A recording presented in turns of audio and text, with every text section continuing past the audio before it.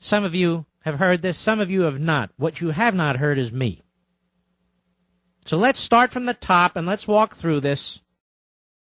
This is 2001 WBEZ Radio, Public Radio, Redistribution of Wealth, Cut 1, go.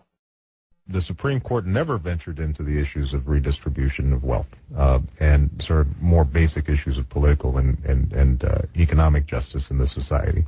And to that extent, as radical as I think people tried to characterize the Warren Court, it wasn't that radical. It didn't break free from the essential constraints that were placed by the Founding Fathers in the Constitution, at least as it's been interpreted, and Warren Court interpreted it in the same way that generally the Constitution is a charter of negative liberties, says what the states can't do to you, says what the federal government can't do to you, but it doesn't say what the federal government or the state government must do on your behalf.